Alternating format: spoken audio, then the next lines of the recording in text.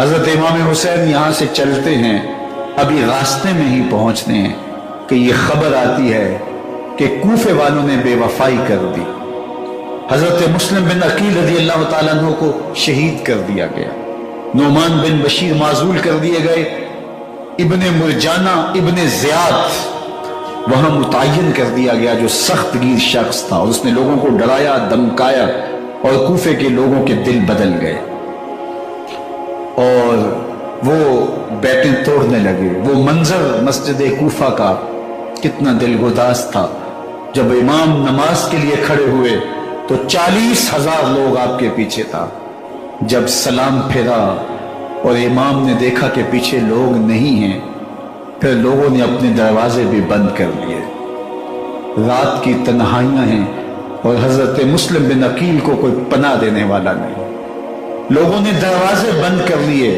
کہ کہیں ہمارے گھر میں نہ آ جائیں اور ہم مشقت اور حکومتی جو ہے وہ تشدد کا شکار نہ ہوں۔ کتنا دردناک لمحہ ہے حضرت مسلم بن عقیل رضی اللہ تعالیٰ عنہ پہ، اور پھر حضرت مسلم بن عقیل بے دردی سے شہید کر دیے جاتے ہیں۔ آپ ابھی راستے میں ہیں، یہ ساری کہانی پہنچتی ہے کہ حضرت مسلم شہید کر دیے گئے اور بے دردی سے شہید کر دیے گئے، وہ جنہوں نے خط لکھے تھے کہ ہم آپ کے ساتھ ہیں اور ہم منتظر ہیں، چشم بڑا ہیں، آپ کے قدموں کی چاپ سننے کے لیے بیتاب ہیں، آج انہوں نے بیتیں توڑ دی، 40,000 کوفی منحرف ہو گئے۔ مسجد کوفہ کا وہ منظر کس قدر روح کو تڑپا دینے والا تھا۔ ہم پچھلے سال عصر اور مغرب کے درمیان جب کوفہ پہنچے تو سورج ڈوبنے کے قریب تھا۔ میں نے اپنی زندگی میں اتنا اداس موسم کہیں نہیں دیکھا جتنا اداس موسم کوفے میں دیکھا۔ ایسے لگتا تھا جس طرح کوفے کی آب و ہوا آج بھی شرمندہ ہے۔ جو مسلم بن عقیل اور خاندان نبوت کے ساتھ اہل کوفہ نے کیا، حضرت امام حسین رضی اللہ تعالیٰ عنہ کو ان کے بہی خواہوں نے، اعزاء نے، اقربا نے، دوستوں نے، آوان و انصار نے، ساتھیوں نے کہا کہ حضرت حالات یکسر تبدیل ہو گئے، اب ہمیں مراجعت کر جانی چاہیے، واپس پلٹ جانا چاہیے۔ تو حضرت امام حسین کافی سوچ بچار میں رہے، پھر اس کے بعد آپ نے فیصلہ کیا کہ ہم آگے بڑھیں گے۔ دوستوں نے کہا کہ حضرت اگر آپ آگے بڑھیں گے تو ہمیں لگتا ہے کہ وہ آپ کے ساتھ سلوک اچھا نہیں کریں گے اور آپ بچوں کے سامنے پیاس سے شہید کر دیے جائیں گے۔ تو حضرت امام حسین رضی اللہ تعالیٰ عنہ نے وہاں ایک خطبہ ارشاد فرمایا کہ لوگوں تم جو مجھے بتا رہے ہو مجھے اچھی طرح معلوم ہے، جو تم مجھے منظر پیش کر رہے ہو وہ میری نگاہوں میں ہے، اور جو کچھ ہونے والا ہے چشم تصور وہ منظر دیکھ رہے ہیں۔ کیونکہ حضرت امام حسین رضی اللہ تعالیٰ عنہ کی شہادت کی خبر حضرت امام حسین کے پیدا ہوتے ہی خاندان نبوت میں عام تھی۔ حضور علیہ السلام کو یہ بات جبریل امین نے آ کے بتائی تھی جب حسین ابن علی کے ساتھ حضور محبت کا اظہار کر رہے تھے، تو یہ جبریل امین نے آ کے کہا تھا حضور آپ کا یہ بیٹا ارض طف میں شہید کر دیا جائے گا، اور کربلا کی مٹی لا کے حضور کو دی اور ام سلمہ کو حضور نے عطا کر دی۔ حضرت ام سلمہ کہتی ہیں کہ ایک دن میں سوئی تو خواب دیکھا کہ حضور کے مبارک بال بکھرے ہوئے ہیں اور سخت پریشان ہیں، تو میں نے کہا کہ حضور آپ کی یہ کیا حالت ہے؟ وَبِيَدِهِ قَارُورَةٌ، اور حضور کے ہاتھ میں ایک شیشی ہے، فیہا دمن، جس کے اندر خون ہے۔ تو میں نے کہا حضور یہ کیا؟ فرمایا میں قتل گاہ حسین سے آ رہا ہوں اور یہ حسین ابن علی کا خون ہے۔ تو کہا 10 محرم کا دن تھا، دوپہر کا یہ منظر تھا، میں کیلولہ کر کے اٹھی، جب میں نے دیکھا تو وہ شیشی جس میں کربلا کی مٹی رکھی تھی وہ خون بن چکی تھی۔ تو یہ خبر پہلے دی گئی تھی، یہ بتا دیا گیا تھا۔ فرمایا میرے دوستو جو تم مجھے بتاتے ہو میں اس سے بے خبر نہیں ہوں، یہ سب کچھ ہونے والا ہے، لیکن اس کے باوجود میں کیوں جا رہا ہوں؟ تو آپ کا ایک تاریخ ساز جملہ ہے جو کربلا کے فلسفے کو ہمارے سامنے رکھتا ہے کہ یہ اتنا بڑا امتحان کیوں دیا۔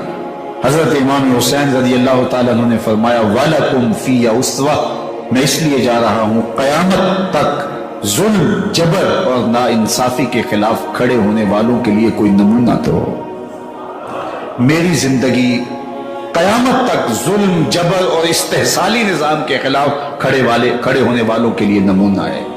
تو حضرت امام حسین رضی اللہ تعالیٰ عنہ نے حق اور باطل کے درمیان ایک سرخ لکیر کھینچ دی اپنے خون سے۔ اب حق اور باطل کا امتیاز کرنا مشکل نہیں ہے، کوئی باطل پہ اڑا رہے تو الگ بات ہے، لیکن امتیاز کرنا مشکل نہیں ہے۔ حدود بالکل واضح کر دی۔ اقبال نے یہاں کتنی خوبصورتی کے ساتھ اس مضمون کو نبھایا۔ سرخ رو عشق غیور از خون او، شوخی ای مصرع از مضمون او، تا قیامت قطع استبداد کر، موج خون او چمن ایجاد کر۔ ایک جہاں آباد کر دیا، حق اور باطل کی راہیں اجال دی۔ اب لوگوں کو یزید کا چہرہ پہچاننے میں دیر نہیں لگتی۔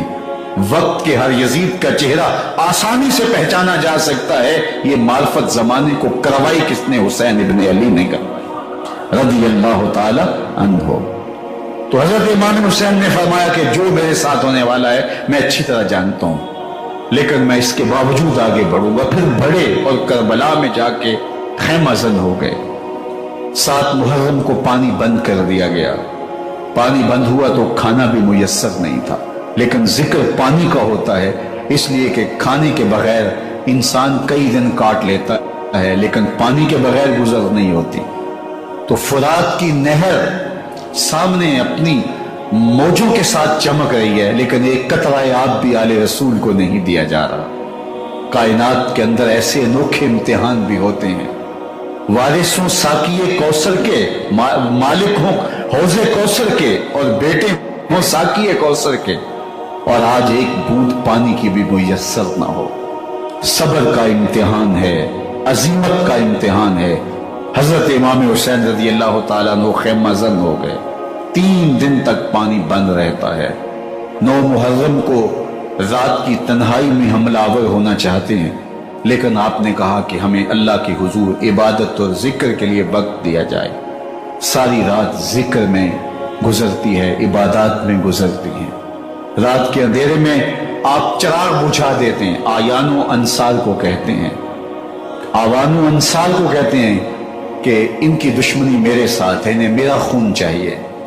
اگر تم رات کی تاریکی میں نکل جاؤ تو میں تم سے کوئی مواخذہ نہیں کروں گا، اور یہ بھی تمہارا پیچھا نہیں کریں گے، اس لیے کہ ان کا مطلوب تم نہیں ہو، ان کا مطلوب میں ہوں۔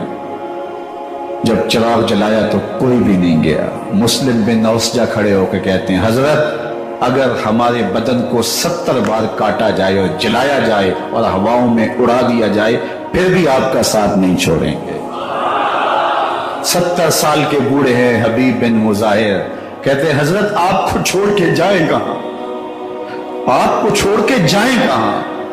کوئی ساتھ چھوڑنے کے لیے تیار نہیں ہے۔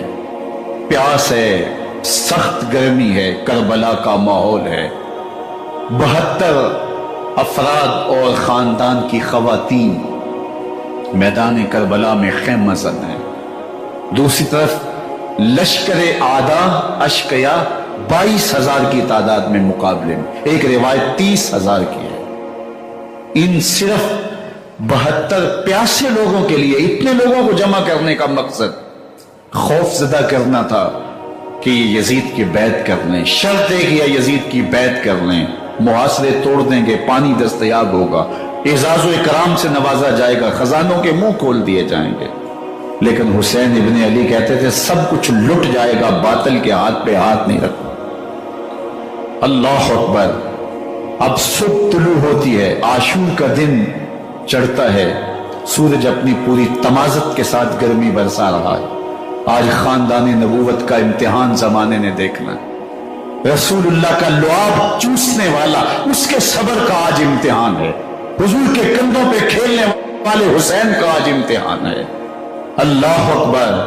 تیر چلتا ہے، حسین ابن علی تمام حجت کرتے ہیں، میں نے تمہارا کچھ نہیں بگاڑا، میں نے کسی کا خون نہیں کیا، میں نے کوئی زیادتی نہیں کی، میں تمہارے نبی کا نواسا ہوں، رسول اللہ صلی اللہ علیہ وسلم کے کندھوں پہ کھیلتا رہا ہوں، حضور کا لعاب